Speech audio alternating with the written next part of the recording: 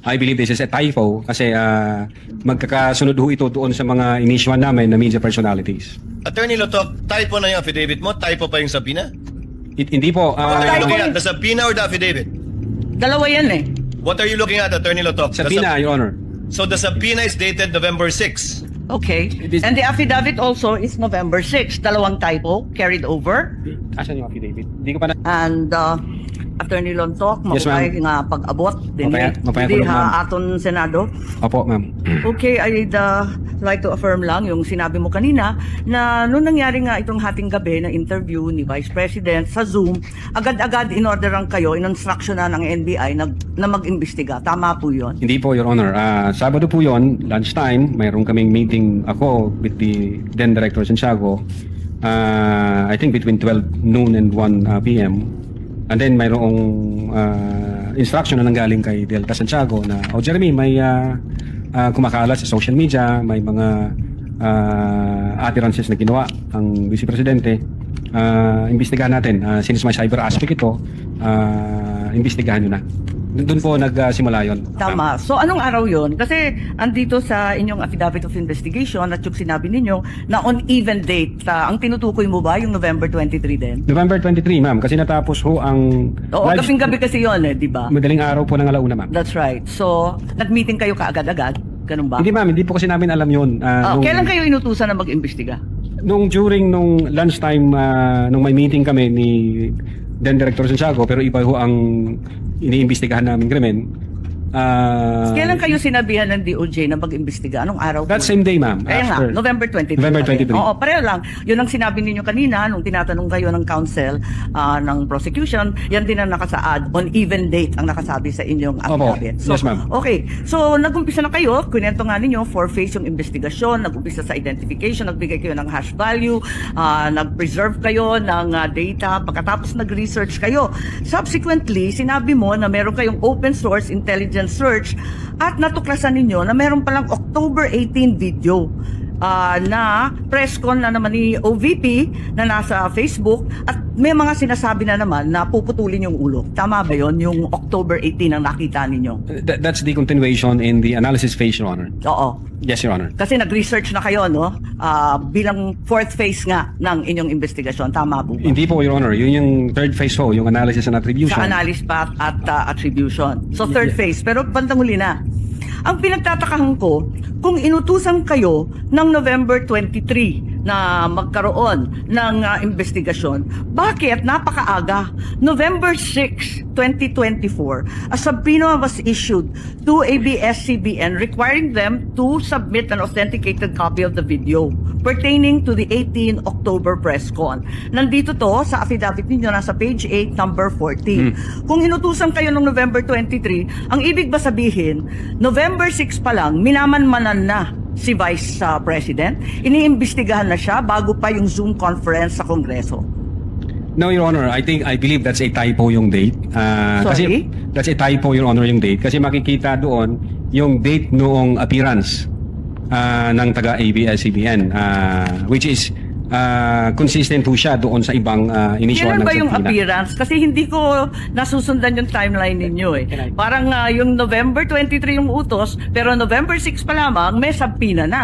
Ba't nagkaganon? Typo ho yan, Your Honor. Hindi ho yan November Typo 6. na naman katulad ng Department of Justice.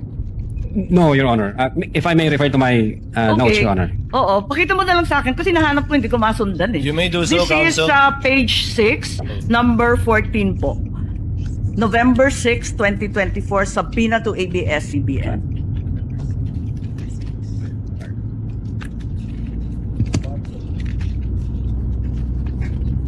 Subpoena. Subpoena itself. Ito yung subpoena itself. Wala naman yatang date na binibigay tungkol sa appearance ni Patria Morales at yung iba pang Meron po, taga-ABS. Your Honor, if I... Pakituro lang kasi hinahanap po namin. Subpoena. Subpoena.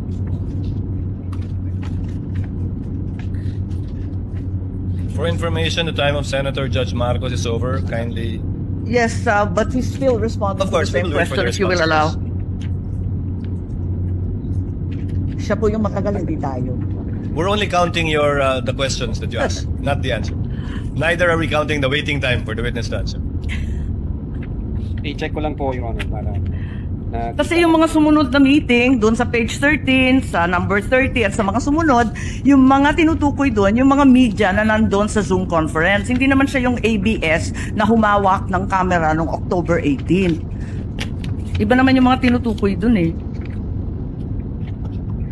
Attorney Lutok, Opo. the question of the Honorable Marcos is on page 6, paragraph 14. You said you sent a subpoena on November 6, 2024.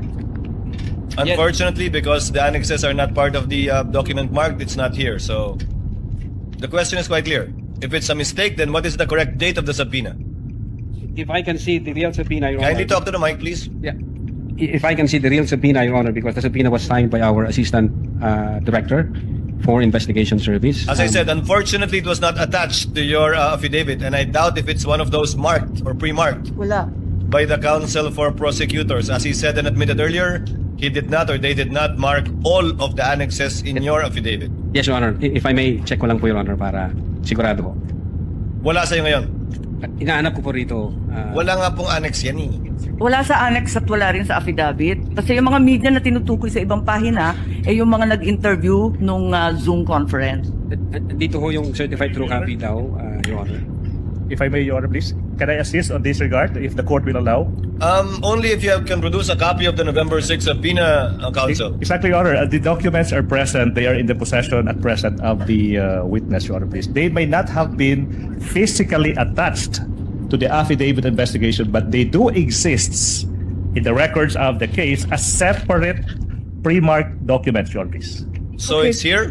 Presiding officer, then is counsel saying that therefore the affidavit is defective or wrongful, and that Your Honor- November 6 is not the right date? What then is the right date to With the all subpoena respect, to Your Honor, ABS? please. With all due respect, we object to the use of the term defective. Counsel, we shall await. Let the Yes. document speak for itself. Yes, Your Honor, please. If it's there. The witness is Because now it in the was the process. witness who said that it was a mistake, not me.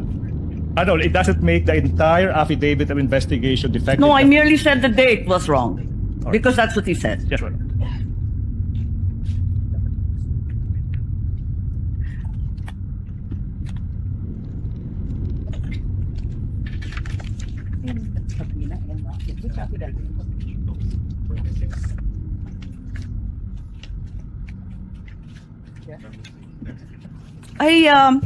It's just been brought to my attention that in fact, presiding officer, 2 documents were issued on November 6. Not only the subpoena to ABS-CBN, but further the affidavit of investigation regarding the October 18 press con.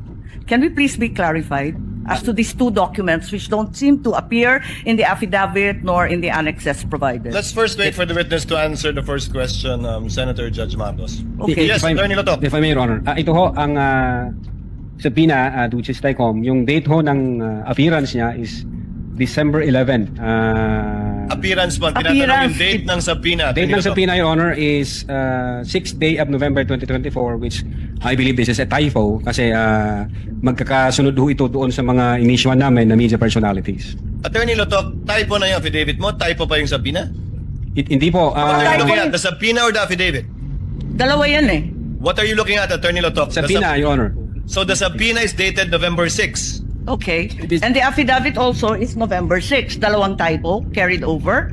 Asan yung affidavit? Hindi ko pa nakita, ma'am, yung affidavit na November. Your Ikaw affidavit ang says pumirma November eh. 6. Pwede patingin ako lang. Yung affidavit of investigation mo na binigay, pati I-check yung ko po, amended, carried over din. Yung first draft na rineject ng DOJ, yung ikalawa, parehong November 6. Saan? Pirmado ninyo eh. Page 6, Counsel, paragraph 14 of his affidavit of investigation. Yes, Your Honor. It's November 6, 2024 ang nakasulat dyan. So typo din yan? Is it your testimony na typo din yan? I believe so, Your Honor. Kasi ang intention namin dyan is 11 December 2024. Anyway, Senator Judge Marcos, let the document speak for itself. That would be the best evidence of it, if at all, of the dates Thank you. of either the subpoena and or the affidavit. Yes, presiding officer, just to provide our witness a chance to correct himself or the documents, sa palagay mo, ano yung tamang date kung mali yung November 6? Same ho, Your Honor, doon sa mga subpoena na inisyu namin sa media personalities. Dapat Ah, magkakapareho. yes, magkakasunod po yun. Okay, sige. Maraming salamat. Thank you very much, Presiding Officer. Damo nga salamat.